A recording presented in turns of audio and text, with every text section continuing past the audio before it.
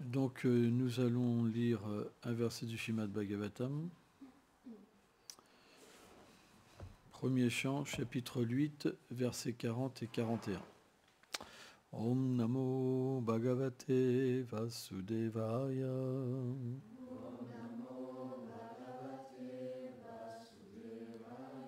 Om Namo Bhagavate Vasudevaya.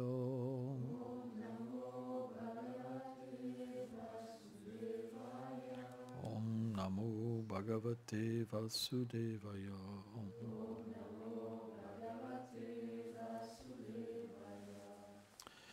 Inmejjanapadam Zridam Supakvosadim Virudam Vanadrim Hajub Danvanto Yedante Tavam Vikshite. Traduction. Cette terre prospère, remplie de récoltes mûres et d'arbres chargés de fruits, de forêts, de montagnes et de rivières, est devenue florissante, grâce au regard que tu as jeté sur elle. Verset 41. Atam Vishveshvam Vishvatman Vishvam Multem Swakitchumem Sneha Pasham Imam Shindim Dridam Panduchum Vichnisu. Ô Seigneur, tu n'es pas seulement le contrôleur interne, mais aussi le refuge de l'univers entier. Je t'en prie, tranche le nœud de mon attachement pour les Pandavas et les Vrishnis. Commentaire. Les Pandavas sont les propres fils de Kunti, et les Vrishnis sont liés à sa famille paternelle. C'est pourquoi le départ du Seigneur, qui est uni aux deux familles, sera certes en défaveur pour ses enfants, mais favorable pour les Vrishnis. Quelle que soit la situation que Krishna reste ou qu'il parte, il y aura un parti défavorisé. Aussi Kunti finit-elle par avoir un mental perturbé, car elle désirait que Krishna reste avec ses enfants, mais en même temps, elle ne voulait pas désavantager sa famille paternelle. Ne sachant que faire et se sentant trop faible pour agir seule, elle pria le Seigneur de couper l'affection qu'elle ressentait pour les deux parties. Kunti dit : « Tu es le Seigneur de tous les univers, et tu leur donnes la vie, bien que tu sois la forme de l'univers, étant un océan de miséricorde. Tu es toujours attentif au bonheur des Yadavas et des Pandavas. Est-ce que ma mort sera jugée inutile si je pense à leur bien-être ?» Ici, Kunti pose une question intéressante au Seigneur. Ceux qui sont sur la plateforme de la connaissance impersonnelle, les Gyanis, n'ont aucune connaissance des relations qui unissent Krishna et ses dévots dans ses devoirs éternels. Pour eux, la perfection spirituelle est atteinte lorsque toute considération de sentiments matériels et de formes sont anéantis, et que leur soi s'identifie avec le suprême Brahman. Or Kunti demande au Seigneur si l'affection qu'elle a pour ses proches ne va pas causer sa perte au moment de la mort. Tout comme une âme conditionnée qui s'identifie au corps et aux extensions de celui-ci, comme la famille, doit reprendre encore naissance en ce monde. Ne doit-elle pas plutôt renoncer aux liens de la famille pour atteindre toute perfection?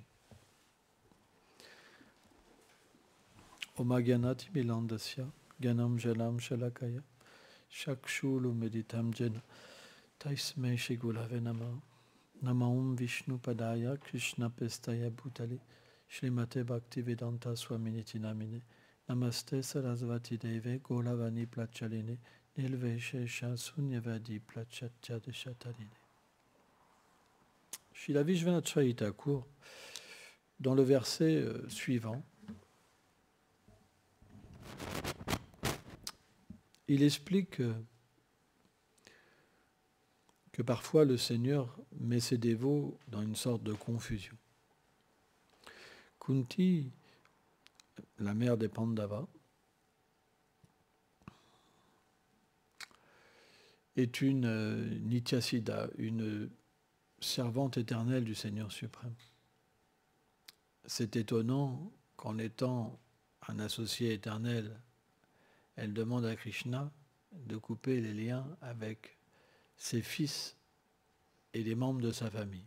Puisque Kunti, à chaque fois que Krishna apparaît dans un univers, elle apparaît aussi. Les Pandavas apparaissent aussi, Krishna apparaît aussi, et les Vrishnis également. Donc, qu'est-ce qu'on peut comprendre de cela? C'est simplement pour éduquer les êtres vivants.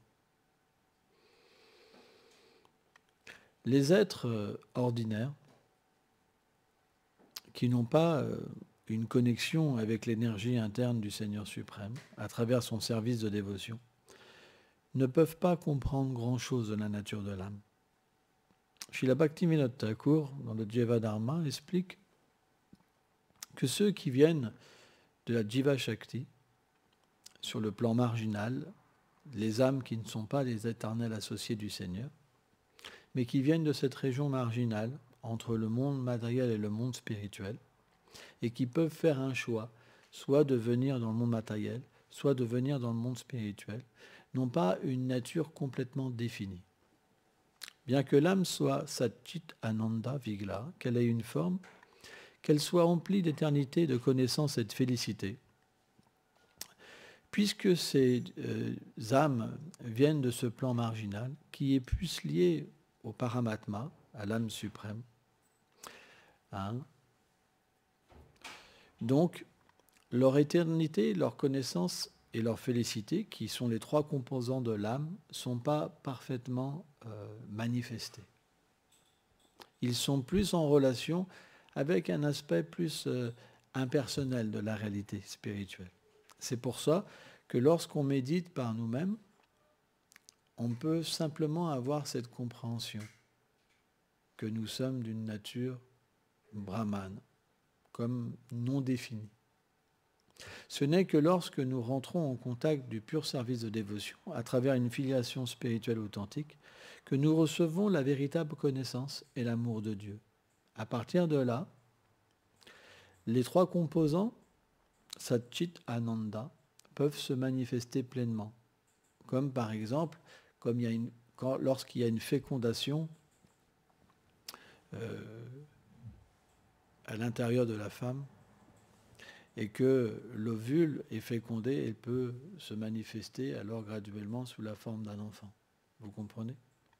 Eh bien, l'initiation spirituelle, à travers la filiation, elle est comme cette fécondation de l'âme. Et à partir de là, quand l'être vivant reçoit la connaissance sur le Seigneur, son nom, sa forme, ses attributs, ses divertissements, alors il peut méditer sur sa propre nature, parce que il participe dans cette réelle nature au bonheur du Seigneur. Il peut entrer dans cette demeure et entrer en contact avec le Seigneur. Donc à partir de là, à partir de cette connaissance, il peut aussi prendre conscience de sa propre connaissance. Et lorsqu'il établit une relation avec le Seigneur suprême, alors cette relation, elle devient ce qu'on appelle l'amour de Dieu. Mais avant, ce n'est pas possible. C'est pourquoi la majorité des êtres sont des impersonnalistes. Ainsi, nous pouvons comprendre les paroles du Padma Purana qui expliquent que sans recevoir un mantra d'une filiation, une des 4 filiations spirituelles authentiques, le mantra n'a pas d'effet. Parce que le mantra n'est pas pourvu de connaissance et d'amour de Dieu. Donc il ne peut pas féconder l'âme et lui donner la réalisation spirituelle. Elle reste un impersonnaliste. C'est pour ça que plein de personnes même adorent Krishna et sont des impersonnalistes. Ainsi, le Padma Purana établit qu'à moins d'être initié à travers une des 4 filiations spirituelles authentiques, on ne peut pas comprendre le Seigneur suprême. C'est pourquoi le Seigneur, dans cet âge de Kali, il manifeste 4 filiations particulières, liées à différents sentiments qui existent dans ces demeures. Par exemple, il y a Golok Vrindavan, le sentiment le plus intime, Chaitanya Mahaprabhu est apparu dans la Madhva Sampradaya pour ça. Hein. Il y a aussi dans la Sri Sampradaya des sentiments qui sont plus révérencieux, comme l'adoration de Ramachandra ou Narayan, etc., etc. Donc ces 4 filiations spirituelles, elles ont des différences entre elles, mais elles sont authentiques et elles permettent de développer différents sentiments. Et l'être vivant, selon sa qualification, il sera naturellement attiré. C'est comme ça. Si nous regardons, quand Chaitanya Mahaprabhu est apparu, par exemple, il y a un divertissement de Mahaprakash Lila, où pendant 21 heures, il a manifesté beaucoup de formes divines. Et on voit qu'à travers tous ses dévots, il a distribué un amour particulier. Chaitanya Mahaprabhu donne tous les sentiments, parce qu'il est l'origine de toute chose, avatari de toutes les formes divines. Mais il est venu quand même goûter un sentiment particulier, et à travers sa filiation spirituelle, il a distribué ce sentiment particulier. Mais même si quelqu'un ne serait pas forcément attiré par ce sentiment, parce que sa swarup serait différent, sa forme éternelle serait différente, il peut atteindre naturellement cette nature aussi, parce que ce qu'il y a de plus a moins. C'est compris dedans au niveau spirituel. Or, Kunti, elle a ce sentiment dû à l'énergie de divertissement du Seigneur suprême. Car lorsque le Seigneur vient avec ses dévots, les activités du Seigneur et de ses dévots ressemblent beaucoup aux activités qui existent dans ce monde. Parce que ce monde n'est qu'un reflet de la réalité. Ça veut dire que tous les sentiments qui existent dans ce monde existent dans le monde transcendantal. C'est pourquoi Kunti, lorsqu'elle pense à ses enfants, elle se dit, quand Krishna va partir, mes enfants seront défavorisés.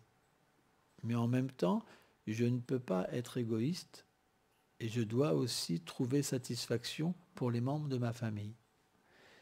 Mais elle se dit, est-ce une faute? Est-ce une faute de penser comme ça? Vous comprenez? Et c'est pour ça que Vishwanath Chakravarti Thakur, il met l'emphase sur la philosophie du Gyan, de la connaissance impersonnelle, qui va, elle, dire que l'attachement est une faute. Or, sur un point matériel, oui. Parce que si on est attaché à un être ordinaire, on devient illusionné par la matière.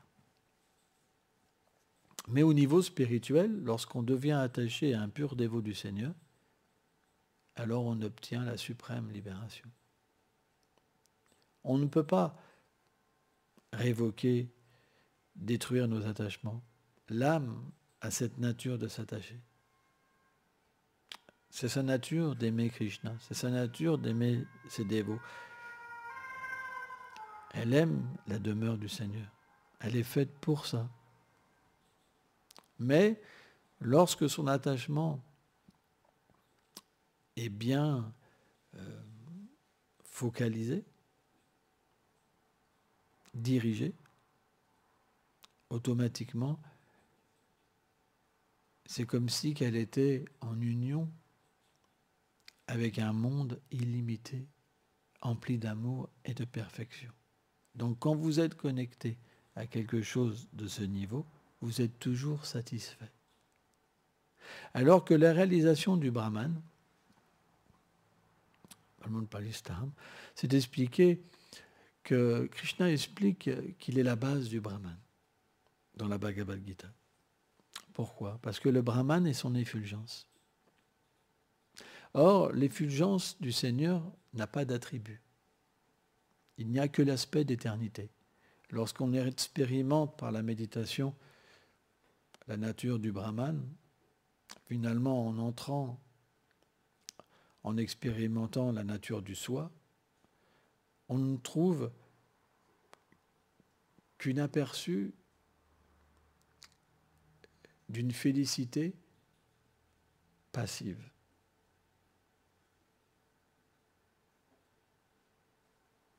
Juste passive. Mais lorsqu'à travers le chant des saints noms du Seigneur, Hare Krishna, Krishna Krishna, Hare Hare, Hare Rama, Rama Rama, Hare Hare, le Seigneur se révèle à travers ses attributs, sa forme et ses divertissements, alors l'être vivant développe une joie qui est beaucoup plus grande. C'est quelque chose de complètement extatique. Ça veut dire qu'il entre dans une émotion où il existe sur un plan qui est toujours dynamique et toujours meilleur et complètement attractif. C'est une expérience extraordinaire qui peut être connue que par des rares personnes. C'est très rare d'avoir cette expérience de Prema. Mais celui qui a expérimenté Prema, lorsqu'il expérimente le Brahman, c'est comme une punition. C'est pour vous dire. Pourtant, ceux qui expérimentent le Brahman, quand ils expliquent, c'est comme un océan d'amour. Ils se fondent dans un océan d'amour, c'est une expérience extraordinaire. Mais pour un dévot, quand Krishna lui fait goûter ça, c'est comme une punition. À ce point-là, tellement que c'est tellement inférieur. C'est comme une punition. Le dévot, il pleure quand il a cette expérience-là.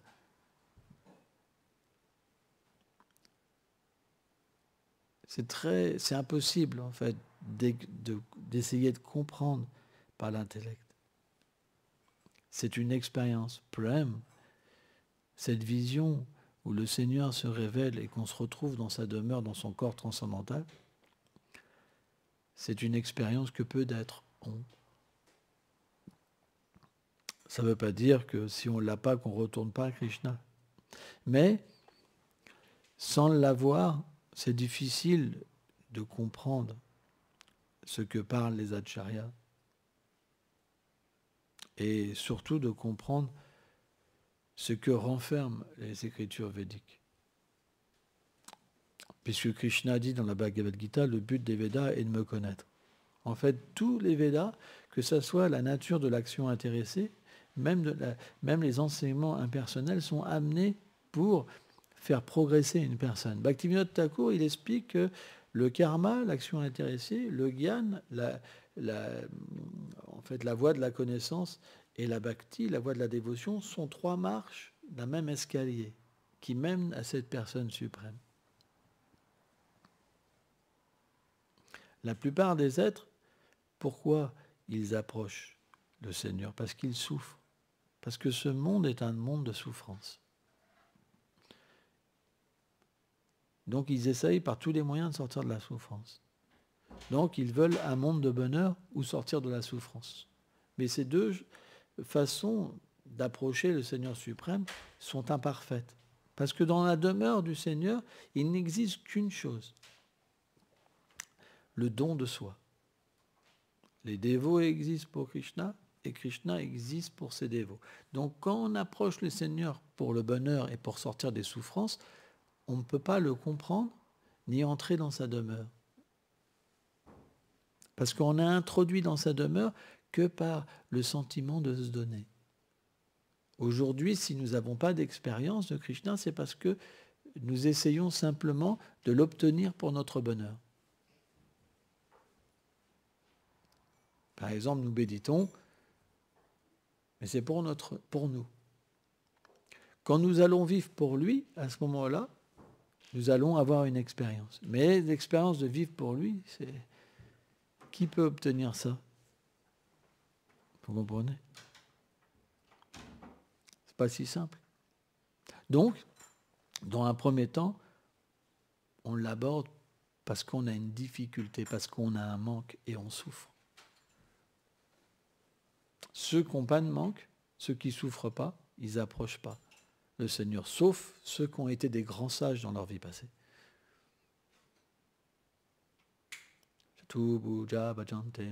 Krishna dit 4 sortes d'êtres m'approchent. Le malheureux, le curieux, celui qui cherche les richesses et celui qui cherche la connaissance.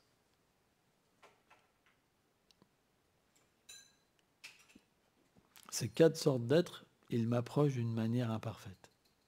Mais ça ne veut pas dire que le Seigneur ne réciproque pas avec eux. Il réciproque. Et quand quelqu'un reçoit, qu'est-ce qui se passe? Ça crée une relation.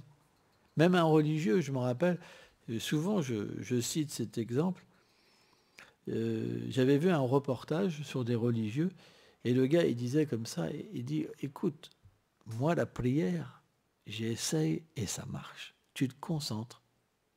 Tu dis, je veux la voiture. Et tu te concentres. Dieu, donne-moi la voiture, donne-moi la voiture, donne-moi la voiture. Et tu pries, et tu vas voir, ça vient. Donc, qu'est-ce qui se passe? Quelqu'un qui a envie d'une bonne voiture, qui ne pourra jamais l'avoir, qu'est-ce qu'il va faire? Il va dire, bah, tiens, je vais essayer. Et s'il a une voiture, il dit, ouais, ça marche. Mais c'est que de l'intérêt, vous comprenez. Mais quand même, il y a la prière qui est là. Donc, cette prière, le Seigneur est très miséricordieux. Parce que c'est la nature du Seigneur de ne pas voir les fautes. Nous, en tant qu'âme conditionnée, on voit beaucoup les fautes. On est comme les mouches. Les mouches, dès qu'il y a un défaut, elles se posent. Hein. Par exemple, vous pouvez avoir des belles fleurs partout, mais s'il y a un gros excrément bien chaud, la mouche va sur l'excrément, même s'il y a des nectars partout. Et bien de la même manière, on a cette nature d'être comme des mouches. Donc les Acharya, ils disent c'est mieux d'être une abeille. Hein, parce que les abeilles, elles vont sur le nectar, elles ne vont jamais sur le caca. Hein. Donc le Seigneur est comme une abeille. Madhusudana. Il est la plus belle des abeilles, le plus beau des bourdons. Parce qu'il se pose toujours sur les plus belles fleurs. Parce qu'il voit que les qualités. Il n'a un rapport qu'avec des qualités et pas des défauts. Parce qu'il n'y a pas de défaut en lui et ce monde est parfait. Donc, lorsqu'il entre en contact avec les gens, il ne peut pas voir leurs défauts. Ce n'est pas la nature du Seigneur de voir les fautes. Donc, automatiquement, même si les êtres l'approchent d'une manière imparfaite, ils sont récompensés. Sans ça, il n'y aurait pas possibilité qu'ils progressent. Jamais ils pourraient progresser. Il y a cette conception dans certaines religions, tu vas en enfer pour l'éternité. C'est vraiment, c'est le truc. C'est vraiment, tu vas crever, tu vas bouillir. Ah ouais, c'est pas évident comme conception. Et pourtant, c'est très à la mode. Mais ça ne peut pas être comme ça. Déjà, l'âme est éternelle. C'est une chose. Elle ne peut pas être mouillée, séchée, tuée, brûlée. Donc elle est antimatière. Même si elle a une expérience avec la souffrance, cette souffrance, elle ne peut pas véritablement la toucher. Je t'expliquais, c'est comme quand vous rêvez. Vous rêvez de souffrance, un cauchemar, mais lorsque vous vous éveillez, ce cauchemar disparaît. De la même manière, l'âme, le rapport qu'elle a avec la souffrance, c'est à ce niveau-là. Il y a une expérience. Mais l'expérience ne peut pas être éternelle. Si on fait quelque chose de mauvais, on doit le payer. Et quand c'est payé, une nouvelle chance nous est redonnée, heureusement. Et à partir de là, cette empreinte qui reste quand même de la souffrance, parce qu'il y a une miséricorde. On pourrait se dire, par exemple, je souffre, puis après je ne m'en rappelle pas, et puis je recommence. Non, il y a quand même une empreinte. On sait que ce monde, il y a de la souffrance. On a une empreinte de la souffrance. Et on a envie de s'extirper de cette souffrance. Donc automatiquement, lorsqu'on prie pour le Seigneur suprême, le Seigneur accepte cette prière. Mais parce que l'être vivant n'a pas le désir d'être avec lui, alors il doit parfois reprendre naissance. Et à travers la prière qu'il a faite, il obtient une sorte de qualification pour de nouveau s'adresser à lui, Et à un moment, naturellement, le sentiment, il devient de plus en plus profond. Et c'est logique, parce qu'à force d'avoir un contact, à force d'être récompensé, il y a quelque part un sentiment de plus en plus profond. Lorsque le sentiment est plus profond, qu'est-ce que va dire l'être? Et si je pouvais comprendre cette personne qu'il y a derrière. Et si j'étais fait à son image, si j'étais moi aussi spirituel, pourquoi je prie pour des choses matérielles insignifiantes? Pourquoi je ne prierais pas pour quelque chose de supérieur? Vous comprenez? Et à partir de là, puisque l'être va s'exprimer différemment, le Seigneur, et la même Papadante, va réciproquer différemment avec l'être vivant. Or, plus l'être vivant va être personnel, plus le Seigneur va être personnel, et à un moment, naturellement, l'être va désirer une relation d'amour. Et il va comprendre la nature de ce monde matériel, pourquoi les gens souffrent, etc., etc., etc. Et il va vouloir réintégrer sa position éternelle. Donc, si le Seigneur ne permettait pas aux gens qui n'ont pas de conscience spirituelle pure d'être attirés par lui à travers des désirs matériels, alors il ne serait pas miséricordieux. Vous comprenez? C'est pourquoi on ne devrait jamais critiquer les autres foi. Parce que tout est un plan du Seigneur suprême. Lorsque vous rencontrez quelqu'un qui a une autre foi, il faut simplement le voir cette foi comme une manifestation du Seigneur suprême. C'est très important. Alors, bien sûr, cette appréciation, lorsqu'on a un haut niveau de dévotion, ce n'est pas qu'elle nous teinte notre rapport avec le Seigneur. Parce que quand la relation est établie, c'est notre sentiment éternel. Mais cette appréciation, elle vient naturellement parce qu'on comprend que chacun a besoin de Dieu à un certain niveau et certains en ont besoin à 100%. C'est en proportion de notre désir d'être avec lui que le Seigneur se révèle de la manière qu'on désire. C'est pour ça que quand quelqu'un n'est pas pur, il ne peut pas voir le Seigneur suprême tel qu'il est, ni sa demeure. Parce que, quelque part, dans ce monde, on crée tous notre royaume. On ne veut pas être dans le royaume du Seigneur suprême. On ne veut pas être dans sa demeure. On crée notre royaume, notre univers, avec notre enfant, notre façon d'être, etc. C'est vrai, il faut dire la vérité. Donc quand on l'adore, on veut qu'il soit dans notre royaume à notre manière. Donc il vient comme de cette manière-là. Mais il ne peut pas se révéler tel qu'il est, parce que dans sa demeure à lui, c'est pas comme ça. Vous comprenez? Donc la réalisation qu'on a de lui, elle est complètement imparfaite. C'est pour ça que les gens ne peuvent pas voir la forme du Seigneur suprême, ne peuvent pas comprendre ses attributs, ses divertissements. Or, quand les 4 filiations spirituelles se manifestent dans le monde matériel, c'est pour donner cette connaissance. Et quand on entre à travers cette connaissance, qu'est-ce qui va se passer? Eh bien, on va rejeter cette conception d'avoir notre propre royaume et de faire venir le Seigneur dans notre propre royaume, parce que tout ça, on va comprendre que c'est imparfait. Cette connaissance, elle va tout enlever, toute cette mauvaise conception, et on va désirer comprendre notre forme éternelle, nos attributs, notre place dans la demeure du Seigneur, et on va prier pour être introduit. À partir de là, on pratique la pure dévotion. Avant, ce n'est pas de la pure dévotion. Vous comprenez ce principe? Puisque cette plateforme qu'on va demander avant, elle n'est pas établie, elle n'est pas réelle. Elle semble réelle parce que l'âme suprême, le Seigneur, réciproque avec les désirs des êtres, mais il n'est pas sur ce plan-là. Il n'existe pas éternellement sur ce plan-là. Alors que quand on rentre en contact avec la connaissance originelle, à travers le Shrimad Bhagavatam ou différentes écritures authentiques, alors le Seigneur peut se révéler tel qu'il est. Et à partir de là, la réalisation de Prema est possible. Avant, ce n'est pas possible. Ce n'est pas du fanatisme. C'est une réalité. Je vais vous donner un exemple. Si vous approchez une personne et que vous n'acceptez pas ce qu'elle est, vous voulez la voir de telle manière par rapport à vous, elle ne va pas se révéler.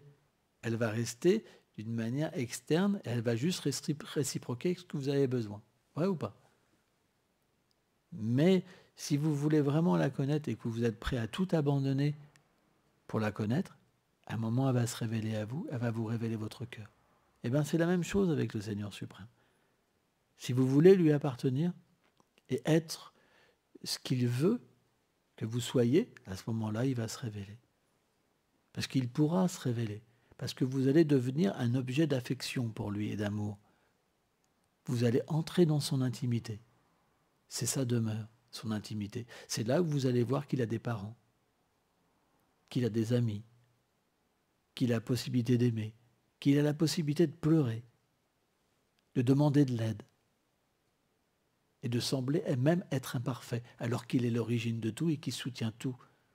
Alors que si vous l'adorez à travers simplement sa puissance, qu'est-ce que vous allez avoir? Quelqu'un qui détruit tout, qui soutient tout, qui n'a besoin de rien. Il n'y a pas d'intimité.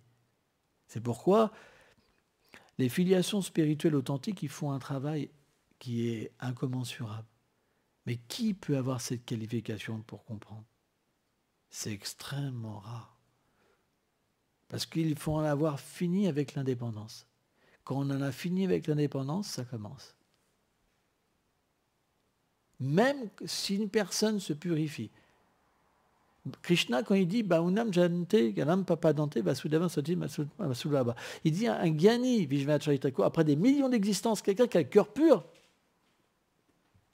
il n'est même pas sûr de pouvoir être introduit. C'est pas si simple. Bhaktivinoda Thakur, il explique le seul moyen,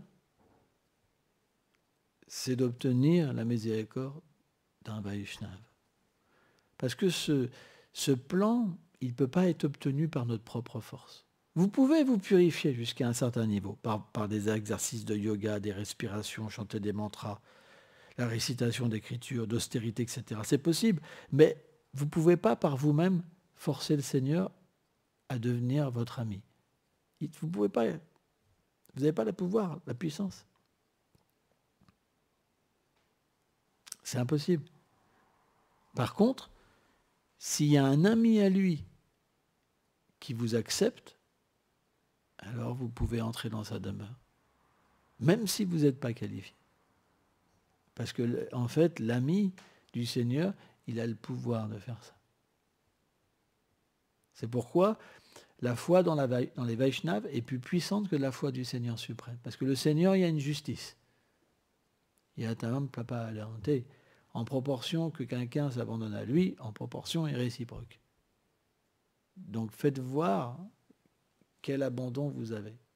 Ça va prendre des milliards de vies. Il n'y a aucune chance. À moins qu'on soit plein d'orgueil et qu'on pense qu'on est très avancé.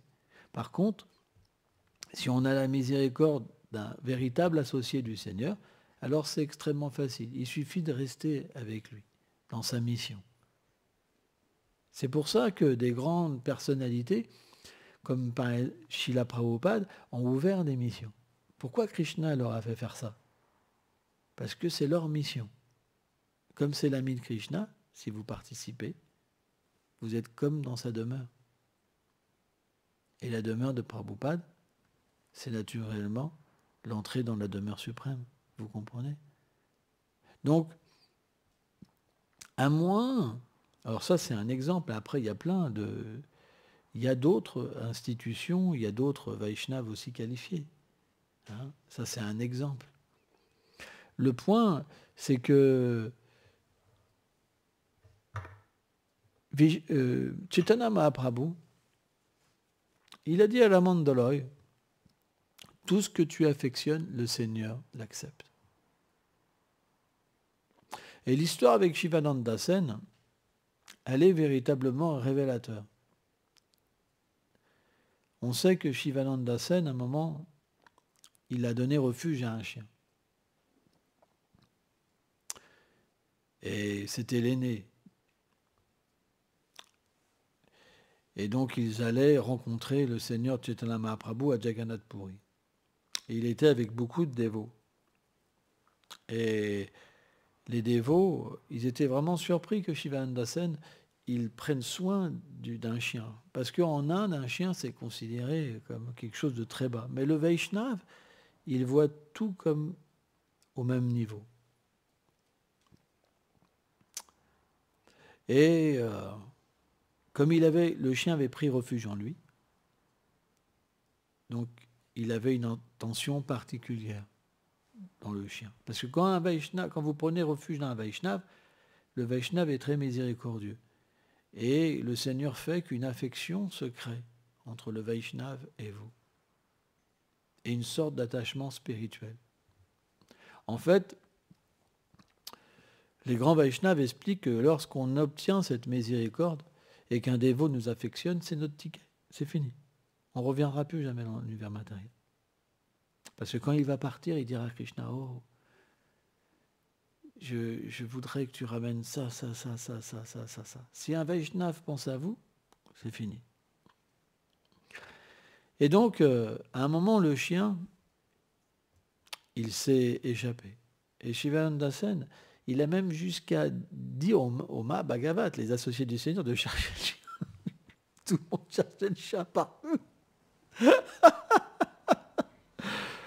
Tu vois. Et il était triste. Il a même jeûné, Shivananda Sen. Il a même jeûné.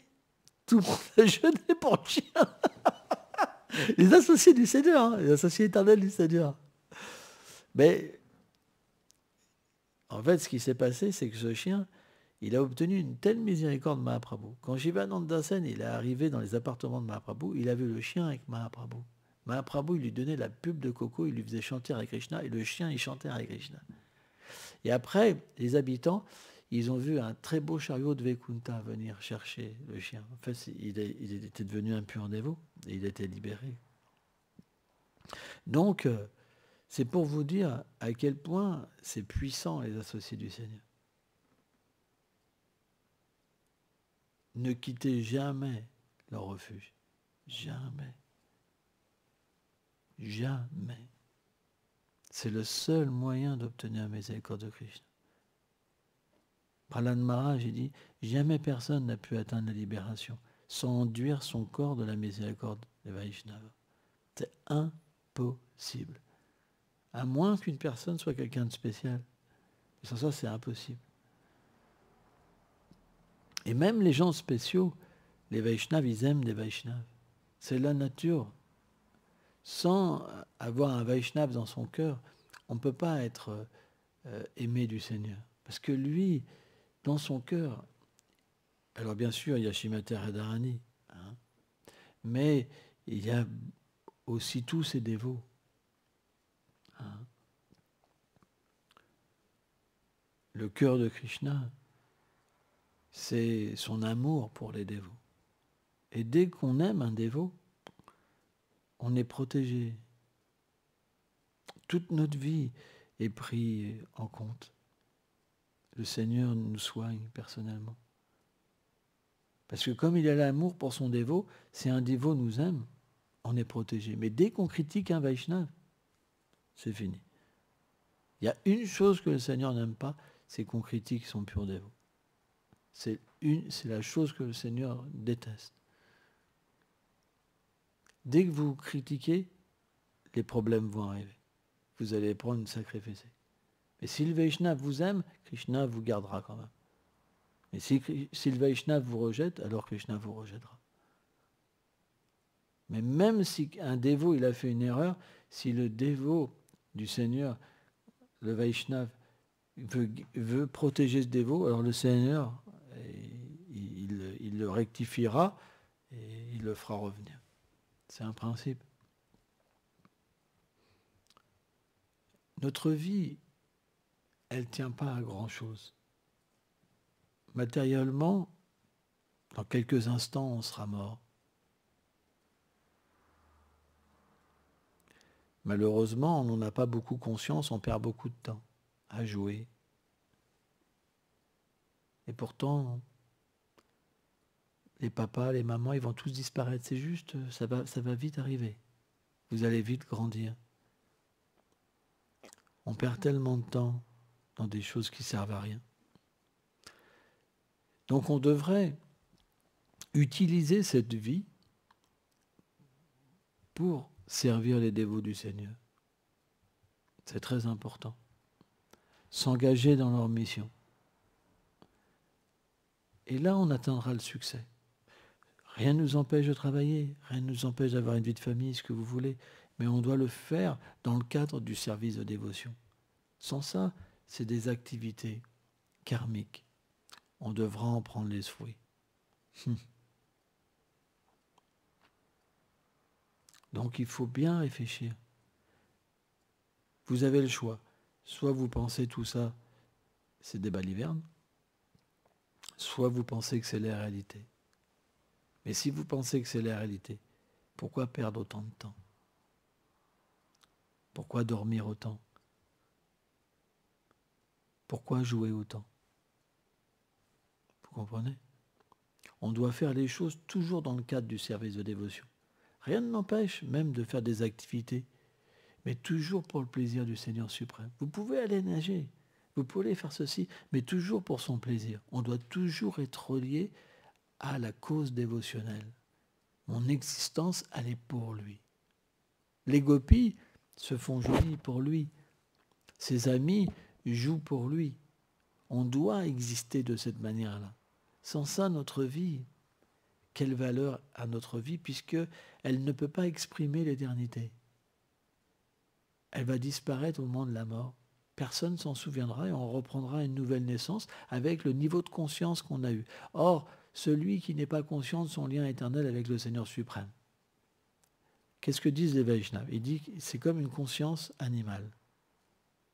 Donc quand on utilise la conscience humaine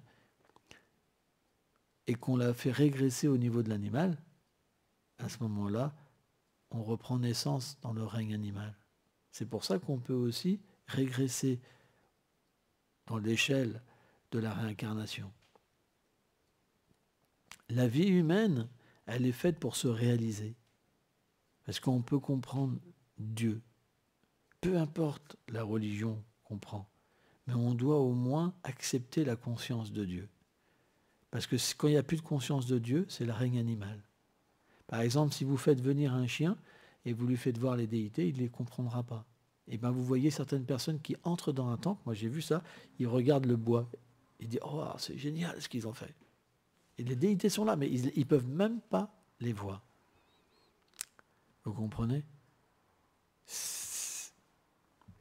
Donc, on doit véritablement cultiver la conscience spirituelle. Peu importe dans quelle voie l'être est, c'est pas grave. Mais on doit commencer ce cheminement